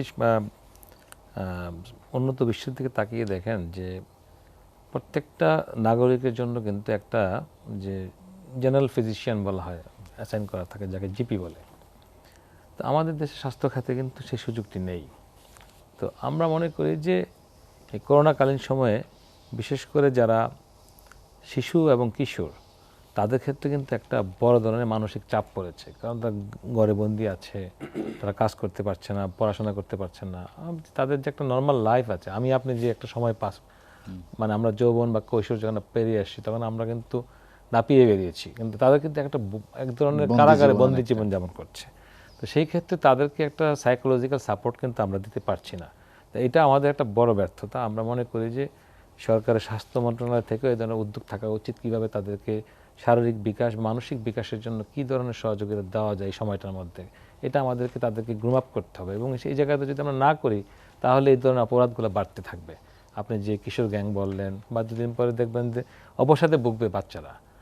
এই অবস্থাটা আমরা নতুন ধরনের নানা ধরনের মাদকের কথাও শুনছি, যারা বিভিন্ন ধরনের নেগেটিভ জিনিসগুলো চলে আসবে। তাই মনে করি যে ওই জায়গা থেকে উত্তরণের জন্য সবচেয়ে বড় পথ হচ্ছে পর্যায়ক্রমে, যেটা আমাদের শ্রদ্ধেয় শহীদ ভাই, উনি শিক্ষামন্ত্রী দায়িত্ব পালন করেছেন এবং ওনার সময় অনেক ভালো ভালো কাজ হয়েছে। তো সেই ক্ষেত্রে আজ থেকে অনেক বছর আগে, কিন্তু এখনকার মেথডটা অনেক চেঞ্জ হয়ে গেছে। তো সেই ক্ষেত্রে আমি মনে করি যে এখন আমাদেরকে গ্র্যাজুয়ালি মানে সামনের দিকে যেতে হবে, কীভাবে স্কুলগুলো খোলা যায়, কলেজগুলো খোলা যায়, বিশ্ববিদ্যালয় খোলা যায়। এটা যেটা আপনার লোকাল লকডাউনের মাধ্যমে যেরকম একটা অঞ্চলকে ওনারা বিভিন্ন সাজেশন দিয়েছেন, আমি মনে করি যে এবার আস্তে আস্তে কিন্তু টেস্ট কেসে খুলে দেওয়া যেতে পারে। এটা আমার মনে হয় যে, এবং আমি মনে করি যে আমাদের বাংলাদেশের যে প্রেক্ষাপটে আমরা কোভিড পরিস্থিতি কিন্তু অন্যান্য দেশের তুলনায় আমরা অনেকটা ভালো পজিশনে আছি, এবং আমাদের পররাষ্ট্রমন্ত্রী বলেই ফেলেছেন যে আমরা ভালো আছি বিদায় আমাদের টিকা দিচ্ছে না। তো সেক্ষেত্রে আমি মনে করি যে যেহেতু আমরা ভালো আছি, সেক্ষেত্রে ভালো জায়গাগুলো আমাদেরকে আস্তে আস্তে খুলতে হবে, এবং এক পর্যায়ে দেখবেন যে আমরা হয়তো ওভারকাম করব, যে মানে সরাসরি শিক্ষাদান পদ্ধতির মাধ্যমেই আমরা আমাদের শুরু করতে পারবো। আদারওয়াইজ না হলে কিন্তু এটা একটা বিপর্যয় দেখা দেবে। আমি একটা জিনিস আপনাকে বলি, সরকারের একটা বড় অ্যাচিভমেন্ট হচ্ছে যে একটা জেনারেশনকে অ্যাট্রাক্ট করতে পেরেছে প্রযুক্তি দিয়ে। আমার একটা মানে মানে কষ্ট লাগে যে আমি কিন্তু নিজেও কিন্তু মানে কোভিডে আক্রান্ত হয়েছিলাম, আমার প্রায় 50% লাংস ইনভলভমেন্ট ছিল। আমি কিন্তু অসুস্থ অবস্থায় কিন্তু আমি অনলাইনে কিন্তু আমাকে সাপোর্ট দিয়েছে, আমি কিন্তু অনলাইনে নিজেকে চেয়ার আপ রেখেছি যে আমি কীভাবে how to pass my time, আমি কিন্তু অ্যাংজাইটি দূর করেছি অনলাইনের মাধ্যমে। তো এখন আমার মনে হয় যে এই সরকার যেভাবে একটা প্রযুক্তিকে দিয়ে একটা জেনারেশনকে অ্যাট্রাক্ট করেছে, এই সরকারের কাছে মানুষের প্রত্যাশাটা হচ্ছে সেরকম যে তারা অন্ততপক্ষে এই শিক্ষাদান পদ্ধতিটাকে অনলাইনের মাধ্যমে অত্যন্ত শক্তিশালী করবে। কিন্তু দুর্ভাগ্য একটা নীতিমালা এখনো প্রণয়ন হয় নাই। শোয়েব চৌধুরী, আপনার কাছে আবার আসবো। আমি শেখ শহীদুল ইসলাম, শোয়েব চৌধুরী একটি কথা উল্লেখ করেছেন যে আমরা ভালো আছি দেখি টিকা দিচ্ছেন আমাদের অনেককে। সরকার বলছে যে টিকা দিয়ে শিক্ষা প্রতিষ্ঠান খোলার যে চিন্তা ভাবনা করা হচ্ছিল, আসলে টিকারই তো সংস্থান হয় নাই, সেক্ষেত্রে টিকা দিয়ে শিক্ষা প্রতিষ্ঠান খোলা, এই ধরনের চিন্তা ভাবনা আসলে এই মানুষের যে উদ্বেগ উৎকণ্ঠা যে কবে স্কুল খুলবে, সেটিকে আরো প্রলম্বিত করলো না? আমি যেটা বলতে চাই যে প্রশ্নটা আপনি ওনাকে করেছিলেন, ওটা দিয়ে আমি একটু শুরু করতে চাই আপনার অনুমতি নিয়েই। জি। যে দেখেন, idol brain is Devil's workshop. অতএব আজকে এই যে যারা অলস বসে আছে, তারা নানান ধরনের খারাপ কাজে যে লিপ্ত হচ্ছে, এটা তাদেরকে দোষ দেওয়া যায় না। দোষ দেওয়া যায় না এই জন্য যে আমরা তাদেরকে একটা বিকল্প দিতে পারি নাই। সুতরাং তাদের এই আইডল টাইমটা তারা পাস করার জন্য যদি অন্য কোনো দিকে চলে যায়, আমরা কিন্তু খুব তাদেরকে অ্যাকিউজ করতে পারবো না। দোষটা বেশিরভাগ পড়বে, সরকার কিছুটা নেবে কিন্তু অভিভাবকদের উপরে পড়বে।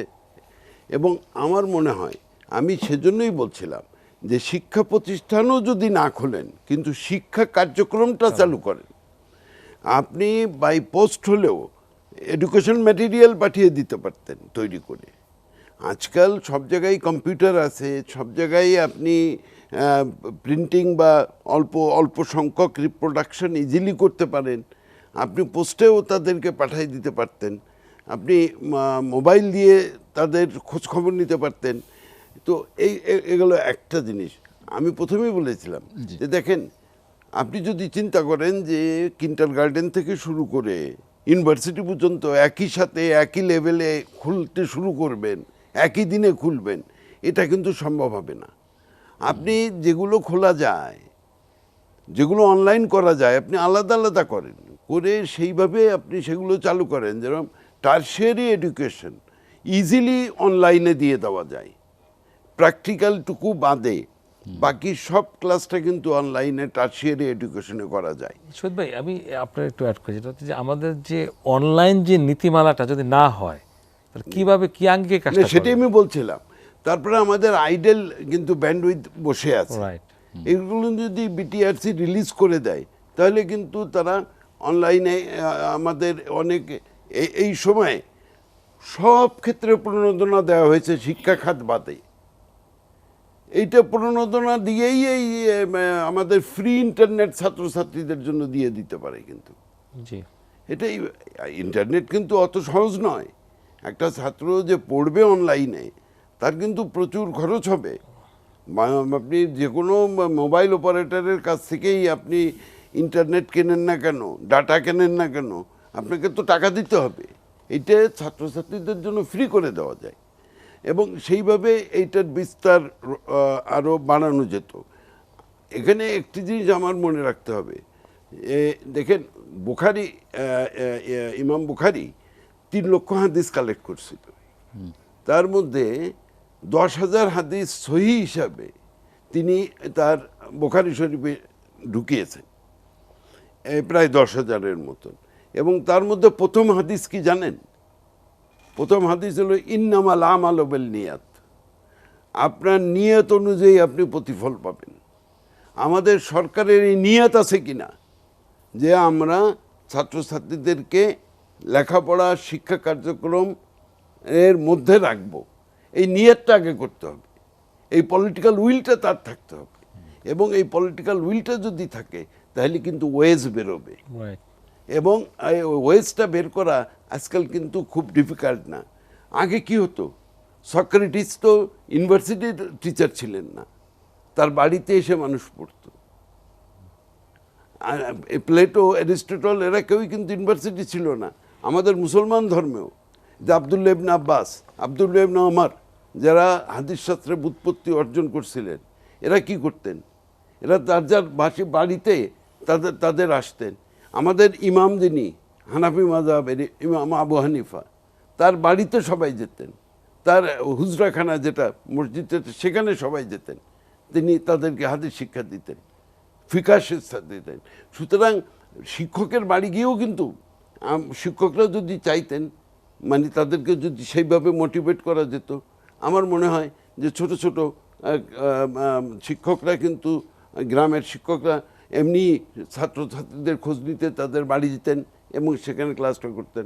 হচ্ছে কি বাল্যবিবাহ, হচ্ছে কি ছাত্ররা ছাত্রীদের যারা অনার্সে সেকেন্ড ইয়ার থার্ড ইয়ারে মেয়েরা পড়ে, বাবা মনে করছেন যে 2-3 বছর হয়ে যাচ্ছে, আমার মেয়ের বয়স বেড়ে যাচ্ছে, একটা ছেলে পাচ্ছে, বিয়ে দিয়ে দিচ্ছে। এবং আপনার অনেক জায়গায় ছাত্ররা ঝরে পড়তেছে, কারণ বাবা সংসারে সাহায্য করার জন্য ভ্যান চালাচ্ছে, গ্রাম অঞ্চলে খেতে গিয়ে ধান কাটছে, এবং এই ছাত্ররা পরবর্তীকালে ফেরত স্কুলে আসবে ফিরবে কিনা কিনা? আমার সন্দেহ আছে। ঝরে পড়ার পরিমাণ দেখবেন, এবং প্রাইভেট ইউনিভার্সিটিগুলোতে বিশেষ করে ছাত্র কতজন পান তারা দেখবেন যে এখন কেউই ভর্তি হচ্ছে না, তারা বলতেছে ক্লাস হবে না তো আমি ভর্তি হবো এখানে না। আর্থিক ব্যাপারটাও আছে। আর্থিক ব্যাপারও টাকা আছে। দিতে। তো ভর্তি হলেই তো টাকা দিতে হবে। হ্যাঁ, সুতরাং সে হচ্ছে না। সুতরাং আমি যেটা মনে করি যে আমাদের কিন্তু অতি মূল্যবান সময় চলে যাচ্ছে। আমরা কিন্তু এখন একটা ডেমোগ্রাফিক অ্যাডভান্টেজ ভোগ করছি।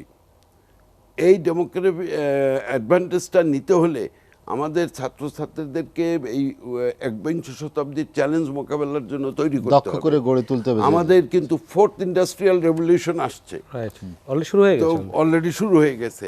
মানুষ ড্রোন পাঠাচ্ছে, তারপরে আপনার রোবট দিয়ে কাজ করছে, এইসব শুরু হয়ে গেছে।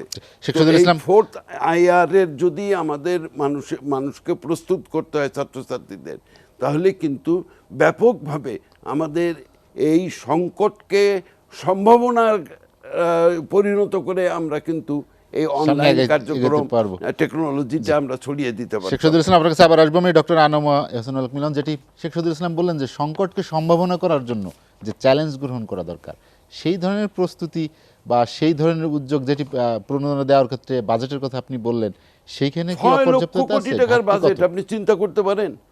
না শহীদ ভাই এখানে তো 20% এডুকেশনের জন্য থাকার কথা। ইউনেস্কোর গাইডলাইন্স হলো যে 20% রাইট। আমাদের এডুকেশনের জন্য বরাদ্দ। এটা কিন্তু শহীদ ভাই, এটা কিন্তু বহু আগে থেকে কিন্তু দাবি শিক্ষা ক্ষেত্রে, জি শিক্ষা খাতে সর্বোচ্চ বরাদ্দ দেওয়া। জি, আমরা এখন এবার দিয়েছি, কতবার 11.61 ছিল, এবার 11.92 এরকম। ডক্টর মিলন, যেটি হ্যাঁ, যেটা বলছিলেন। শহীদ ভাই বলছেন সেখান থেকে আমরা শুরু করতে চাই। উনি ইন্ডাস্ট্রিয়াল 4th জেনারেশনের কথা বললেন, যে ন্যানো টেকনোলজি আমাদের শুরু হতে হবে, সেই জায়গায় আমরা পিছিয়ে গিয়েছি। উনি যেটা অ্যাড্রেস করলেন demographic dividend, it starts from 2007, it will continue up to 2041, it is 2021, আর মাত্র 20 বছর আছে। এখন এই ডেমোগ্রাফিক ডিভিডেন্ডের ভিতরে আমরা যদি 15 ইয়ার্স টু 65 ইয়ার্স কর্মক্ষম যে জনগোষ্ঠী, সেটা হলো 65% আমাদের দেশে। সেই 65%কে যদি আমরা কাজে না লাগাতে পারি তাহলে কি হবে? তাহলে একটা গল্প বলতে হয়। ওই অ্যারাবিয়ান এক ধনকুপিকে জিজ্ঞেস করা হয়েছিল যে তুমি এখন কি চালাও? বলে আমি মার্সিডিজ চালাচ্ছি। তোমার বাবা কি চালাতো? বলে আমার বাবা উট চালাতো। বলে তোমার ছেলে কি চালাবে? বাগাটি চালাবে। বলে তোমার নাতি কি চালাবে? বলে আমার নাতি আবার উট চালাবে। You see, we in the cycle. So আমাদের এই ভিশনারি যদি কোনো স্টেপ আমরা না নিতে পারি তাহলে তো হবে না। দেখুন উনি যেটা বললেন 8th of March corona detect হয়েছে, কিন্তু এর আগে আমরা দেখেছি হাতির ঝিলে উৎসব হয়েছে, সব কিছু হয়েছে। 18th of March all on sudden announce হলো স্কুল কলেজ বন্ধ হয়ে গেল। ছেলেমেয়েরা জানে না কয়দিনের ছুটি, তারা চলে গেল। তারা গিয়ে মাসের পর মাস 26th of March 24th of March office আদালত বন্ধ হয়ে গেল। তারা কিন্তু 1 মাস পরে ফেরত আসলো। ছাত্রছাত্রী কিন্তু ল্যাপটপ, নোট, বই সব রেখে চলে গিয়েছে। গভর্নমেন্ট কি জানে না কোভিড-19 কিভাবে হচ্ছে, কতদিন হবে? ফাউসির সাথে ট্রাম্পের তর্ক কি আমরা শুনিনি? তাহলে কেন গভর্নমেন্ট বলে দিতে পারলো না তোমাদের বিশ্ববিদ্যালয় বন্ধ হবে অনির্দিষ্টকালের জন্য? গভর্নমেন্ট তো সেটা বলে দিত, তাহলে তো নোট বই, খাতা বই তারা নিয়ে যেত। উনি ইউজিসির কথা বললেন যে টেলিফোন দেওয়া হবে, টেলিফোনের জন্য 5,000 টাকা করে লোন দেওয়া হবে। বলা হয়েছে লোন, গভর্নমেন্ট মহাজনের মতো বিহেভ করছে। স্মার্ট গভর্নমেন্টের অনেক লিকেজ হয়ে গেছে, 47,000 টাকার পদ দেওয়া, কোটি কোটি টাকার এই ধন সম্পদ চুরি, 3,000-4,000 কোটি টাকা কোনো টাকা নয়। কিন্তু আমরা এডুকেশন সেক্টর কোনো বাজেট দেখছি না। They are totally neglecting the education sector. বরঞ্চ বলে দিচ্ছেন যে বন্ধ থাকবে, খোলা হবে না। That's how it's not treated. Why we would be the number one country in the world to be the only country that where is no school and colleges are opening right now? কেন আমরা পৃথিবীতে এই জায়গায় champion হব? যদি আমাদের Obama online সম্বন্ধে বলে থাকেন we are doing great, yes I respect it. 2015 Obama বলেছে we are the best country in the online education, but why is not now? কেন এটা এখন হচ্ছে না? তাহলে 15 পরে 16 গেল, 17 গেল, 18 গেল, 19 গেল, 20 গেল, 20 এসে অনলাইন এডুকেশন আমরা পাচ্ছি না। আচ্ছা ঢাকা ইউনিভার্সিটি, প্রাইভেট ইউনিভার্সিটিগুলি 30% অনলাইন এডুকেশনে তারা অ্যাকোয়েন্টেড হয়েছে, কেন তার চেয়ে বেশি পারলো না? It is the total math now. এই ম্যাচ থেকে আমাদের বেরিয়ে আসতে হবে। We cannot take it so easily, কারণ আমাদের জাতি ধ্বংসের দিকে যাচ্ছে। উনি বললেন যে মাদক আসক্ত হয়ে যাচ্ছে, মেনিয়াক হয়ে যাচ্ছে ছাত্রছাত্রীরা, বাল্য বিবাহ হয়ে যাচ্ছে সবাই। যারা অনার্স লেভেলে পড়া করতো মেয়েদেরকে বিয়ে দিয়ে দিয়েছে। অতএব government cannot shut down their mouth, government has to take serious action on this thing. সেই জন্য আমি বলছি যে আমরা অনেক কথা বলতে পারি, কিন্তু সুযোগটা হলো যে আমাদের এই সময়ে আমাদের যে অ্যাডভান্টেজগুলো আছে এগুলিকে আমাকে ক্যাশ করতে হবে, ক্যাপিটালাইজ করতে হবে। আমাদের ইন্টারনেট অ্যাডভান্টেজ হয়ে গেছে, আমাদের ইলেকট্রিসিটি অ্যাডভান্টেজ হয়ে গেছে, আমাদের আইডল মানি রয়ে গেছে, আমরা ল্যান্ডার হয়ে গেছি, we are not any more borrower. কিন্তু হোয়াই নট এডুকেশন? আমাদের জিপিএ 2% দেওয়া হচ্ছে। আপনি আসেন বাজেটের, গত বছরের বাজেটের এই বছর just a photocopy. Budget is not merely A accounting. এটা আমাদের ফোরকাস্টটা করতে হবে যে এই বাজেটের প্রতিফলনটা 10 বছর পরে কী হবে। সেই জন্য এডুকেশন সেক্টরকে সবচেয়ে গুরুত্ব দেওয়া দরকার ছিল এইটা। কারণ ডেমোগ্রাফি ডিভিডেন্ড কেন এই সরকারের সময় তো আমরা অনুন্নত থেকে মধ্যম আয়ের দেশের দিকে যাচ্ছি, তো সেটাকে আমাদের ধরে রাখতে হবে না? Look at Japan, elderly peoples are more, তারা রিটায়ারমেন্ট অ্যালাউন্স নিয়ে চলছে। আমাদের দেশে যখন এল্ডারলি পিপল মোর হয়ে যাবে আফটার 2041, ইয়াং জেনারেশন যখন কমে যাবে, how do we survive? This are the question in front of us. আমাদের দেশ জাতিকে আমরা সামনের দিকে নিতে হলে আমাদের এডুকেশন সেক্টরকে সবচেয়ে বেশি গুরুত্ব দিতে হবে। ডেভেলপমেন্ট দেখছি কিন্তু এডুকেশনে কোনো ডেভেলপমেন্ট। আমরা আর একটা বিরতি নিব। দর্শক, নিটল টাটা এসএটিভি সংলাপে নিচ্ছি আর একটা বিরতি, ফিরবো শীঘ্রই, সঙ্গেই থাকুন।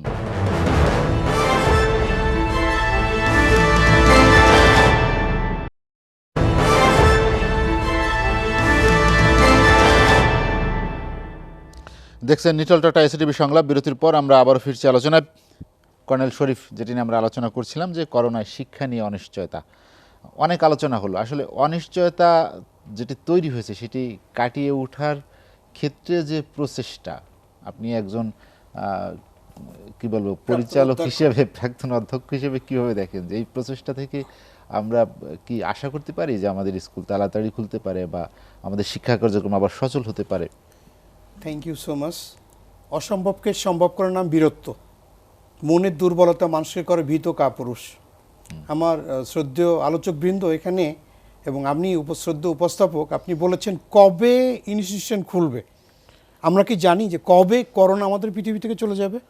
কিন্তু করোনার মধ্যেও তো অনেকে করোনার ভিতরে খুলছে, করোনাকে আমাকে মেনে নিতে হবে, পাত্র হিসেবে জীবনের সাথী করে নিয়ে করোনাকে এগোতে হবে আর কি। আমাদেরকে এই পরিস্থিতিতে সার্বিক, আমাদের মিলন ভাই যেটা বললেন, আমাদের শহীদ ভাই যেটা বললেন, আমাদের উপস্থাপক যেটা বললেন, যে বর্তমান পরিস্থিতিতে আমাদের সব কিছু মেনে নিয়ে অল্টারনেটিভ বা বিকল্প চিন্তা ভাবনা করে সুন্দর করে এগিয়ে যেতে হবে। আমরা 2টা বিশ্বযুদ্ধ হয়েছে, 2টা বিশ্বযুদ্ধ হওয়ার পরে কিন্তু ধ্বংসাত্মক পৃথিবী থেকে আরও উন্নতির দিকে এগিয়ে গেছি। কী জন্য? একটা মানে দিনে যখন অস্ত যায় ব্ল্যাক পার্টটা আসে রাতের পরে কিন্তু চকচক করে নতুন একটা সূর্য আসে। তো করোনা কিন্তু হঠাৎ করে আমাদের পৃথিবীতে এসছে। আমি প্রচণ্ড হোপফুল, কিন্তু হঠাৎ করে যাবে না সে। হঠাৎ করে যাবে না, কিন্তু আমাদের অ্যাডাপ্টেশন ক্যাপাবিলিটি তারা বাড়িয়ে দিয়েছে, যেটা আমাদের নীতি নির্ধারক এটা নিয়ে চিন্তা ভাবনা করছেন। আমাদের বাজেট নিয়ে আমাদের কতিপয় আলোচক সুন্দর বলেছেন, বাট সেখানেও শিক্ষাকে অবমূল্যায়ন করা হয়নি। অতি ইম্পর্টেন্স দিয়ে আমরা সামনের দিকে এগিয়ে যাচ্ছি। তো আমাদের একটু নতুন করে চিন্তা ভাবনা করতে হবে। এই ইন্টারনেটটা প্রাইমারি, সেকেন্ডারি এবং হায়ার যে টার্সিয়ারি যেটা, কার জন্য কোনটা প্রযোজ্য সেটার দিক দিয়ে নতুন পরিকল্পনা বা প্ল্যান বা পলিসি তৈরি করতে হবে। তারপরে খুব সুন্দর একটা কথা যে যারা আগে ম্যাচিউর, ইউনিভার্সিটির ছেলেদের গ্রাজুয়ালি হয়তো আস্তে আস্তে খুলে দেওয়া যায়, ক্লাস্টার টাইপের খুলে দেওয়া যেতে পারে, টেস্ট করা যেতে পারে, বা যারা স্বাস্থ্যবিধি মেনে স্বাস্থ্যবিধি যেতে মেনে পারবে, এ ধরনের সোশ্যাল ডিস্টেন্স মেনটেন করে। করতে সোশ্যাল পারবে। ডিস্টেন্সটা টোটালি মেনটেন করা, it is not possible for the student of primary and secondary as a principal that I know. They are so emotional. After one day, they are coming in the office, they are hugging, মানে just আনন্দ ফুর্তি করে, এতদিন পর কোথায় ছিলি, কোথায় ছিলা। Same way জি। আমাদের প্রত্যেকটা প্রতিষ্ঠানের পাশে একটা ওয়েটিং শেড আছে যেখানে অভিভাবকরা বসে থাকেন, তারাও কতটুকু সোশ্যাল ডিস্টেন্স মেনটেন করবেন সেটাও আমাদের কিন্তু দেখার বিষয়। আমরা শেষ দিকে চলে এসেছি, কর্নেল শরীফ। তো আলোচনা আমি শেষ করতে হবে, চাচ্ছি জি। এবং দিব্যি দেখতে পাচ্ছি যে এই কালো রাত্রের বা কালো মেঘে সরে যাওয়ার পর নতুন একটা সূর্য উদিত হবে। আমার সোনার বাংলাদেশ সামনের দিকে এগিয়ে যাবে, শিক্ষা ব্যবস্থা সামনের দিকে এগিয়ে যাবে। কর্নেল শরীফ, আমরাও সেই প্রত্যাশায় থাকলাম, আমরাও সেই প্রত্যাশা করি যে আমাদের শিক্ষা ব্যবস্থা সামনে এগিয়ে যাবে। শোয়েব চৌধুরী, আমরা যেটি নিয়ে আলোচনা করছিলাম যে শিক্ষা ব্যবস্থাকে যে এগিয়ে যাবে, আমাদের প্রত্যাশার মধ্যে কি সীমাবদ্ধ থাকবো, নাকি আমরা অন্য সেক্টরে যেসব প্রচেষ্টা দেখলাম, বিশেষ করে আপনি জানেন যে পোশাক শিল্পকে রক্ষা করার জন্য অনেকগুলো পদক্ষেপ নেওয়া হয়েছে, পুনরুদ্ধার থেকে শুরু করে, ইভেন যখন শ্রমিকদের বেতন দেওয়া যাচ্ছিল না তখন সরকার নগদ টাকা দিয়ে সহযোগিতা করেও তাদের বেতন দেওয়ার ব্যবস্থা করেছে। কিন্তু শিক্ষাক্ষেত্রে সেই প্রচেষ্টার কি দৃশ্যমান কোনো পদক্ষেপ আপনি দেখেছেন? না, আমি আপনাকে বলি যে এটা আমাদের ন্যাচারাল ওয়ে, কারণ আমাদের ইকোনমি সবচেয়ে বেশি সলিড ব্যাকগ্রাউন্ডটা হচ্ছে এগ্রিকালচার আর হচ্ছে আমাদের যারা প্রবাসী ভাই যারা আছেন তারা। আপনি দেখবেন যে দুইটা জায়গাতে কিন্তু আমাদের খুব বেশি একটা ইম্পর্টেন্স নাই। তাই মনে করি যে শিক্ষা ব্যবস্থাটা একই ধারায় চলছে বিধায় হয়তো সেই গুরুত্বটা এখানে আসেনি। তবে আমি মনে করি যে তিনটে জায়গাকে সবচেয়ে বেশি গুরুত্ব দেওয়া উচিত। অবশ্যই শিক্ষা খাতকে সর্বাধিক গুরুত্ব দেওয়া উচিত, যেটা আমাদের দুই সাবেক মন্ত্রী ওনারা বলেছেন। হ্যাঁ, আমি মনে করি যে এখন আমরা একটা ভয়ঙ্কর বিপদের মধ্যে আছি এবং বর্তমান প্রধানমন্ত্রী যতটুকু প্রযুক্তি বান্ধব, ওনার কাছে মানুষের প্রত্যাশা বেশি। উনি নিঃসন্দেহে যে অন্তত পক্ষে ওনার সংশ্লিষ্ট মন্ত্রণালয়কে বলবেন যেন অন্তত পক্ষে বিকল্প পদ্ধতিতে যেন শিক্ষা ব্যবস্থাটা চালু থাকে এবং এটা শক্তিশালী যেন করা হয়, তাহলে কিন্তু এটা সুরা হবে। আদারওয়াইজ কিন্তু অনেক কথা বলবে এগুলোকে। যেটা জানতে চাইছি যে মহামারীকালীন সময় কি সার্বিক ব্যবস্থাপনা দরকার, যে আমরা মহামারীকালীন সময়, সংকটকালীন সময় এইভাবে চলবো। রাইট, আমাদের প্রযুক্তি সহযোগিতা বা বিভিন্নভাবে তাদেরকে কিভাবে আমাদের নেটওয়ার্কে আনা যায় শিক্ষা ব্যবস্থাটা করতে হবে। আর আমি যে কথাটি আপনি বলছিলেন প্রণোদনার কথাটি, শিক্ষাখাত কিন্তু শুধুমাত্র প্রণোদনা ভিত্তিক বলা ঠিক হবে না, এখানে আমাকে মনে হয় ভর্তুকি যেতে হবে। কারণ আমরা যদি পাবলিক ইউনিভার্সিটিগুলোতে ভর্তুকির উপর চলে, কোনো পাবলিক ইউনিভার্সিটি লাভজনক নয়। সেক্ষেত্রে আমি মনে করি যে বেসরকারি বিশ্ববিদ্যালয়গুলোকেও সে একই ধরনের করোনাকালীন সময় একই ধরনের সহযোগিতা করতে হবে, তাহলে কিন্তু আপনার একটা চেক অফ ব্যালেন্স হবে। আদারওয়াইজ নাহলে আমাদের জন্য। শোয়েব চৌধুরী, আমাদের হাতে সময় কম, আলোচনা শেষ করতে হবে। আপনাকে অসংখ্য ধন্যবাদ। শেখ শহীদুল ইসলাম, যেটি নিয়ে করোনাকালীন ব্যবস্থাপনার এক কথা বলা হচ্ছিল অনেক আগে থেকেই, সব ক্ষেত্রেই সেটি সম্ভব যদি করোনা আমরা পৃথিবী থেকে খুব তাড়াতাড়ি না যায়, করোনাকে নিয়ে যদি বসবাস করতে, তো করোনাকালীন যে ব্যবস্থাপনা সেই চিন্তা ভাবনা থেকে কি আসলে শিক্ষা প্রতিষ্ঠান বা অন্য সব ক্ষেত্রে আপনি কি মনে করেন যে এখন আমরা অনেক পিছিয়ে আছি? দেখুন, এই বিশ্বে অ্যাকর্ডিং টু হু তারা বলছে, ওয়ার্ল্ড হেলথ অর্গানাইজেশন বলছে যে 75% বিশ্বের জনগণ যতক্ষণ পর্যন্ত না ভ্যাকসিনেটেড না হবে ততক্ষণ পর্যন্ত এই বিশ্ব করোনা থেকে মুক্তও হবে না, নিরাপদও হবে না। অতএব আমাদের যদি সেই টার্গেট অ্যাচিভ করতে হয় এই বিশ্বকে, তাহলে 4 থেকে 5 বছর লাগবে এই 75% অফ দি টোটাল পপুলেশনকে ভ্যাকসিনেট করা। তারপরে এই যে শিশুদের জন্য করোনার টিকা তো এখন আবিষ্কারই হয়নি, 18 বছরের নিচে যাদের তাদের জন্য করোনার টিকা আবিষ্কারই হয়নি। ফাইজার বলেছে ফাইজার 12 ফাইজার বছরের এখন উপরে কিছুটা দিয়েছে, কিন্তু একা ফাইজারের জন্য এত শিশুর কাছে তো পৌঁছানো সম্ভব না, অর্থও নাই। অতএব আমাদেরকে এটা মনে রাখতে হবে যে আমাদের যথেষ্ট সতর্কতা নিয়ে এই করোনাকে অ্যাভয়েড করতে হবে, এবং সেই জন্য আমাদের প্ল্যানিং দরকার। এবং এডুকেশন সেক্টরেও আমি বহুত আগে আপনার এখানেই এক অনুষ্ঠানে বলেছিলাম যে অ্যাডভান্স প্ল্যানিং করেন। আমরা এই অ্যাডহক ইজুমের দিকে আমরা সবসময় নজর দেই, সবসময় আমরা অ্যাডহক ইজুমের দিকে থাকি যে এই কোনো রকম কাটাই দিতে পারলেই হয়। আমাদের যারা সচিব এবং অন্যান্য ক্ষেত্রে যারা আসেন তারাও আসেন 2-3 বছরের জন্য, ভাবেন যে আমার পিরিয়ডটা কোনো রকম কাটাই দিতে পারলে হয়। আমরা তো এই দেখেন এই অপরচুনিটিটায় কত কি আমরা করতে পারতাম। বিভিন্ন জায়গায় যে শিক্ষক সংকট আছে, শিক্ষকদের অ্যাপয়েন্টমেন্টগুলো এর মধ্যে সেটা ফেলে দেওয়া যেত। আমরা এখানে বিভিন্ন জায়গায় যেটা আমি বলেছিলাম যে সংকট সম্ভাবনার দ্বারকেও উন্মুক্ত করেছে। আমরা অনলাইন কার্যক্রমগুলো সম্প্রসারিত করতে পারতাম। হাট চলতেছে, বাজার চলতেছে, বিয়ে চলতেছে, বিভিন্ন অনুষ্ঠান চলতেছে। শুধু আমরা শিক্ষাবিধির মানে আমরা শিক্ষা প্রতিষ্ঠানগুলোর জন্য খুব অরিড হয়ে গেলাম স্বাস্থ্যবিধি মানা। আমরা তো বললাম যে একটা ক্লাসে 30 জন ছাত্র আছে, আপনি 6 দিন যদি ক্লাস করেন 5 জন করে একজন আসবে, 5টা বেঞ্চ কি নাই, একটা বেঞ্চে একজন বসবে।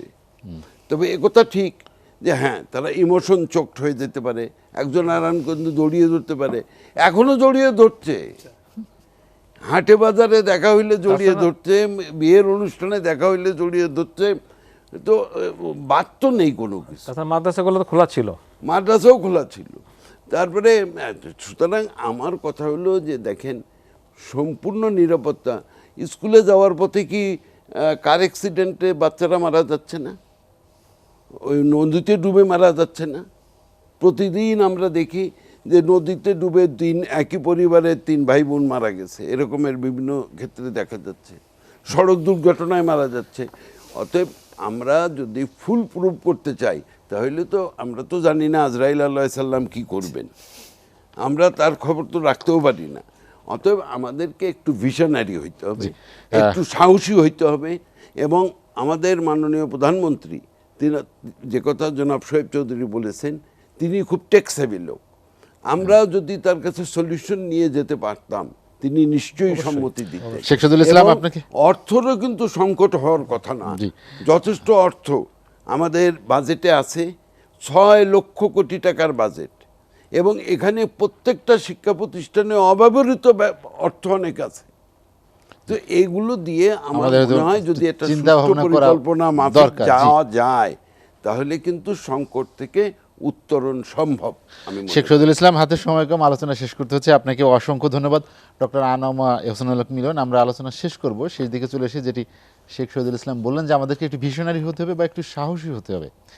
আসলে করোনাকে আমরা কি ভয় পেয়ে গিয়েছি বা আমি আগে থেকে বলেছি যে আমরা অন্যান্য বিশ্ব কীভাবে করছে এটা ফলো করলেই হবে। ধরুন করোনা একটা প্রোটেক্টেড এরিয়াতে যদি আপনি প্রোটেকশন নিয়ে থাকেন, করোনা যদি ইন্ট্রুডার হিসেবে ঢুকতে চায়, না ঢুকতে পারলে হয়।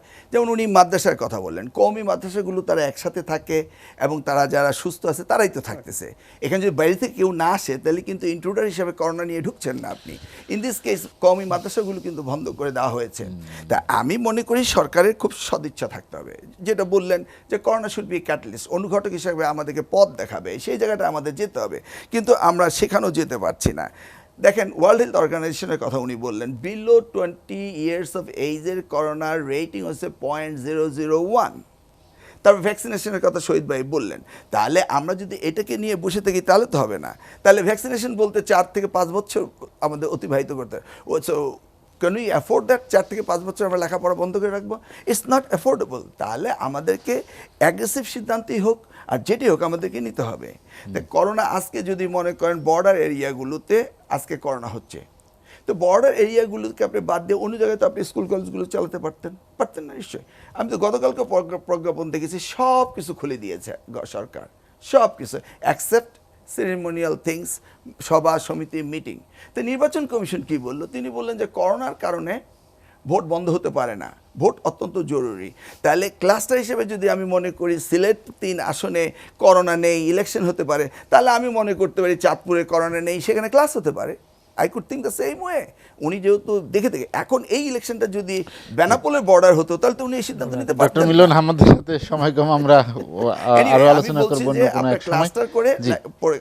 স্কুল কলেজ খুলে দিন, ব্যবস্থা নিন, কারণ আমরা 4-5 বছর বন্ধ থাকতে পারবো না, এতে জাতির বিশাল ক্ষতি হবে। ডক্টর আনাময় হোসেনুল ইমরান, আপনাকে অসংখ্য ধন্যবাদ আলোচনা যোগ দেওয়ার জন্য। শেখ শহীদুল ইসলাম, কর্নেল শরীফ এবং শোয়েব চৌধুরী, আপনাদেরকেও অসংখ্য ধন্যবাদ। দর্শক জানিয়ে রাখি, নিটল টাটা এসএটিভি সংলাপ প্রচারিত হয় বৃহস্পতিবার রাত 11:30টায় এবং পুনঃপ্রচার হয় শুক্রবার সকাল 7:30টায়। আজ এ পর্যন্তই। ভালো থাকুন, সুস্থ থাকুন, এসএটিভির সঙ্গেই থাকুন।